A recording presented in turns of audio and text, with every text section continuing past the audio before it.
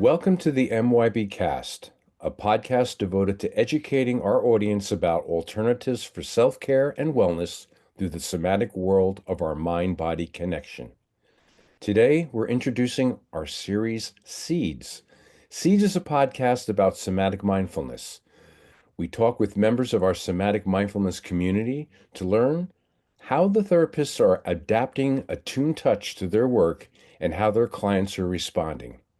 It's for anyone interested in somatic mindfulness and what it can do for them. Learn about the meaning of this work from the perspective of students as they become practitioners and future leaders in the world of somatic touch therapy. I'm Richard Mack, and I'm here with my co-host, Madelana Ferrara. We're both masters of somatic movement therapy and education, as well as teachers of somatic mindfulness. We're co-founders of MYB, a successful somatic therapy clinic in Cedar Grove, New Jersey.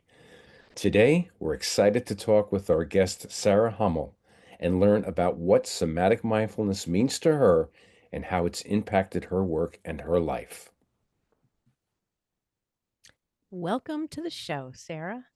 Thank you, Maddie. How are you today? I'm so happy to be here. Thank you. We're so happy to have you. And you are like the star somatic mindfulness aficionado at this point. Only because I've done so many classes, not because I'm more capable. Yes, exactly. How many of those classes have you been at? 23. 23. Yeah, That's incredible. it So has been. I'm kind of curious, what brings you back over and over and over again? Do you have some way of explaining that to yourself?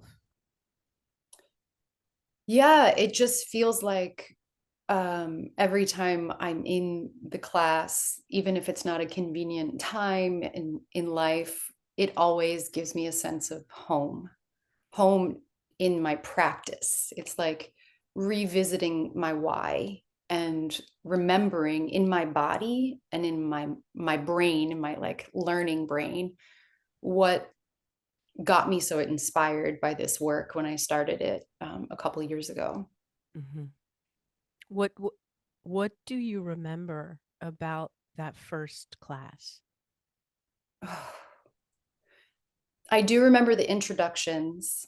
There were probably 10, 15 of us in the room, and I didn't really know what to expect. I was mostly there for CEUs.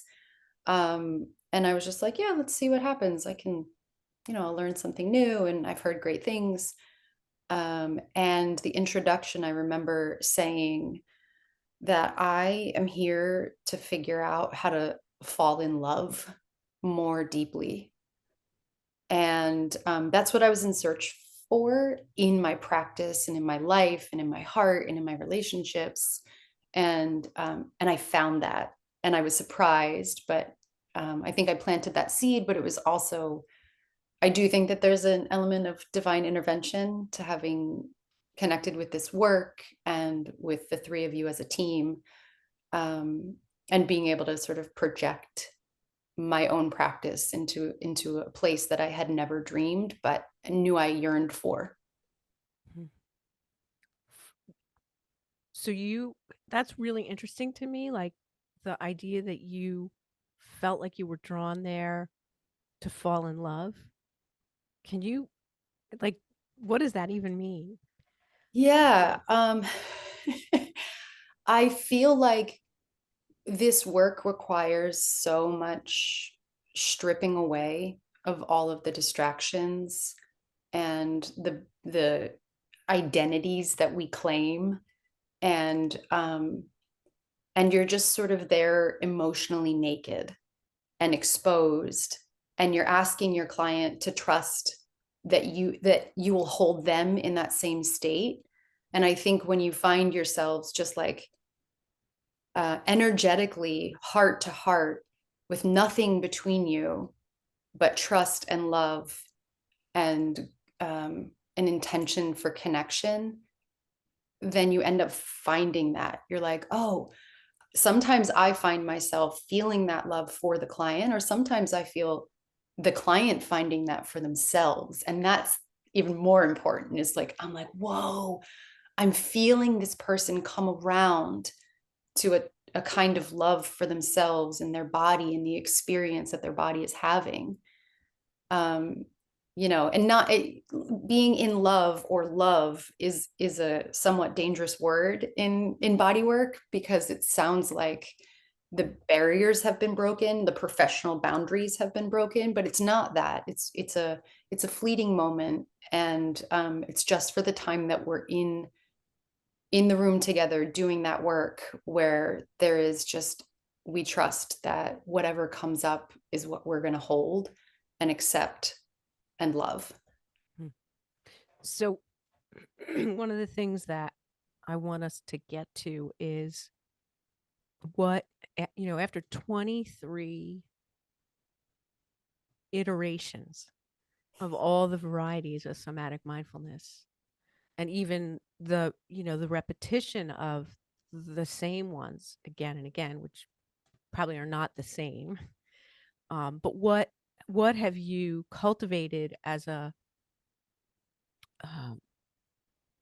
as a meaning of what somatic mindfulness is? I want to get to that, but I'm still, you know, you said, I remember my introduction at the beginning of the class before you even knew anything about what it was I'm looking for a way to fall in love with, what I imagined was like, I'm looking for a way to fall back in love with my profession, with my work, with life, with, am I reading into that too much? Absolutely. No, that's exactly what it was. It was like, I wasn't looking for salvation. I was looking for a reminder of why I do this work, and just something to help me connect with the source of why I'm here, and and the beginning of it. It's like, we don't get into this work because, you know, we're like, we think we're going to be on par with, you know, a lawyer, or, you know, somebody who's in the medical field, and like,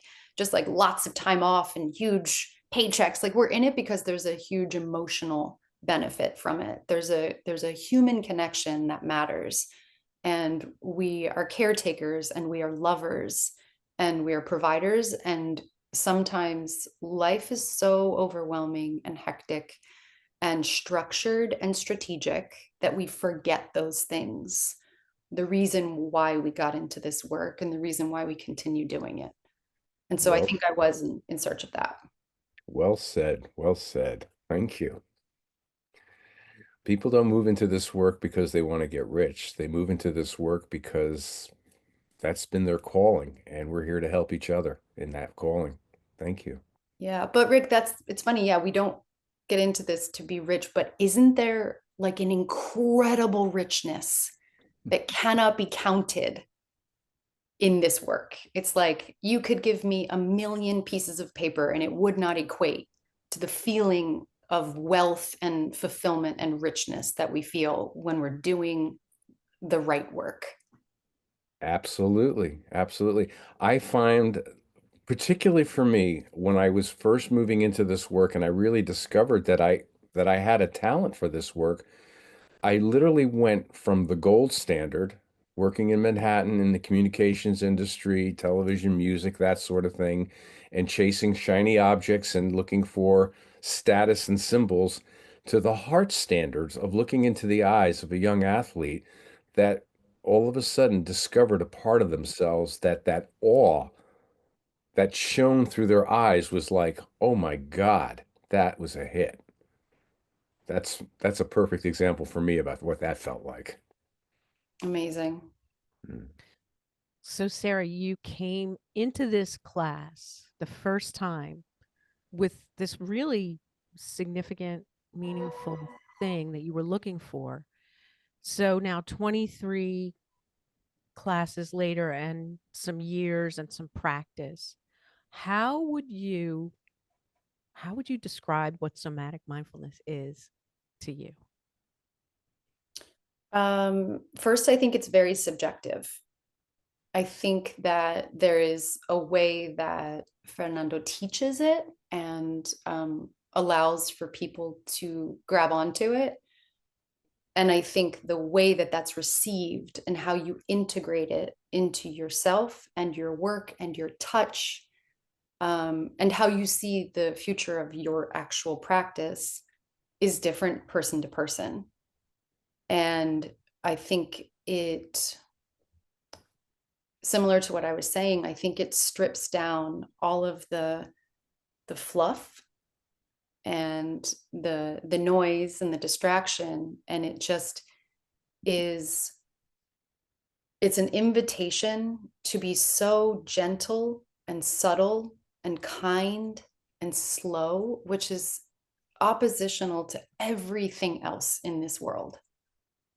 And it's an invitation to experience what that feels like in your body and in relationship to other people. And so it's through touch, but it's also asking the client to join you in that. Can you feel, and you don't necessarily have to ask this question, but you can also, can you feel my invitation to meet me where you feel me? And sometimes you ask questions, whether it's, telepathically, energetically, or verbally, and it's like, what do you mean by that? Well, what do you think? What do you think I mean by it? What does it? I'm not asking it because I need to know the answer. I'm asking it because I want you to ask yourself that, and I want your body to respond according to how you feel that question in your body. So it's so hard to find the right words for me, because it is such a touch-centric explanation of what the work is. And I think that it's more of it's experiential. When you feel it, when you are a recipient of it, and when you get down to the ability to practice it, offer it in some way, I think then you start to understand it, because it's not a brain understanding. It is a somatic understanding. It is a body understanding, because you know yourself in a way that you don't normally get to experience yourself.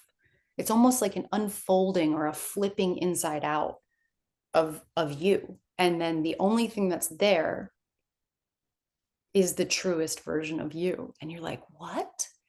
I had no idea that that was me, because I'm wearing all of these other things and thoughts and identities and relationships. But in that moment, in those 60 or 90 minutes or 2 hours that you're in there, it is just you, for you, with you, as you. And it's just incredible. An introduction or a reminder of your essence. Beautiful. That is beautiful. I'd like to just ask, how do you bring yourself into that? So you've come into this world as a licensed massage therapist and obviously drawn to the work of helping others. And now you move into the somatic mindfulness world of using a completely different set of tools. And Fernando likes to frame our work where we approach the table with the person that's on that table. We need to connect to that person.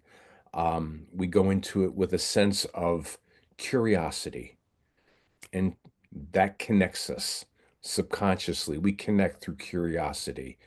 Then we allow our intuition to kick in. This is when you kind of step back and you don't have a routine. You don't know what you're going to do, and you're dancing. You're just all over the floor and just exploring what's coming up. And while that's all happening, now your hearts are open, and now you're expressing true love, a sense of loving and compassionate touch with that human being. I mean, I think that's a great explanation of how we as somatic mindfulness therapists are working. How was that transition for you when you came into this and started becoming more in tune with this work? Oh my gosh, there was so much fear because for, 11 years, I had been defined by almost like, I don't mean deep tissue, but like a heavy, um, I'm going to bring this to you and your body. And there was a level of responsibility that I had to perform. And this is so different. There is not a performance. It is an opening. It's like I'm here and I'm going to open the door. And if you want to come through that door, we can go together. I'm here, I'm helping you. I'm just going to hold the door open for you to experience that threshold. And then if you want to go deeper, we can go deeper. And so I think at first I didn't think I was, I didn't think the work, I wanted to do the work. The work had changed me, but I didn't think I was the right person. You know, there's a lot of self-doubt and fear that my clients weren't going to receive it, or they weren't going to understand what I was doing, or they were going to be like, that's nice, but can you do that thing that you normally do? And so I think when I started, you know, I kept studying, and the more I worked on it, on people with specifically just doing somatic work, I realized that there are going to be other people who want the work that I used to do. And I have to be super confident in knowing what I want to do and how I can best help people on their healing journey. And that is by doing somatic mindfulness. And even if I'm doing a massage, you know, a traditional 60-minute massage, I'm absolutely applying somatic mindfulness practices to it. And it's really just like, I don't know if somebody does aromatherapy or hot stones, it's an addition to it, but it's something that's like, it's not just a physical application of something, it is bringing in God energy to a massage. And that's not just like, you know, using your elbow or a new tool or technique. That's something that goes really profoundly into the experience. And so I had to just trust the work, trust myself, and know where I was going and that I wasn't going to back out of it. And it took me about a year. And, you know, I was like dancing back and forth, like, I'm doing it. And then I was like, no, I'm scared too. And I did a lot of free sessions on people that I know, and sometimes people that I didn't know. I just invited them to come in and experience the work. And that way, I think if it wasn't a transactional thing for me, I didn't feel guilt that I had to perform the way that I used to perform, because I consider this work an incredible gift. And so when I was working on people, not as a traditional client and therapist way, I was like, this is a gift that I'm sharing. And so there's no guilt. You never feel guilty when you're giving somebody a gift. And so the more I practiced that way, the more I got confident in what the offering and just the response that clients have. There's nothing like it. There's nothing like it. So I think I just got to the point where I was like, this is it. This is the work. This is the future. This is my gift. And I have a responsibility to share it. So it sounds like you had a mix of a mix of responses from your clients. Some were do that thing you used to do, and some were something more appreciative and affirmative and affirming. Yes. Yeah, I think also we know this very well as body workers and energy workers and sensitive people. If we're timid, they're going to feel that, even if they can't actually translate it. If I don't feel really secure and sure about the work that I'm giving, they're going to feel also maybe like, maybe I don't want this, because I'm saying maybe I don't want to do this. And so even though those words are not exchanged. And so initially, I think when I was timid, and I was holding back a little bit, and it was also new to some of my clients, and I didn't necessarily have the right words to describe what my session was going to be like, especially on the booking site and the website. And so, yeah, there were people who were like, can you just do the regular thing? And that was heartbreaking. It was heartbreaking to hear that, because, you know, I went to the forest and I found a unicorn and I got to ride the unicorn. And then someone said, hey, can you come over here and feed this goat? And I was like, I don't want to feed the goat. I want to ride the unicorn. The goat? The goat? Or whatever. I saw a unicorn. Yeah. So I think that it was really deflating, and it was really disenchanting. So I had to go back to the drawing board and like gather my confidence again. But what you described sounds like an incredible personal journey. So, if you can think back to the girl you were, when you walked into that, was it in Harrisburg or Philadelphia? The first two classes were in New Jersey, and then a month later, I went to Harrisburg.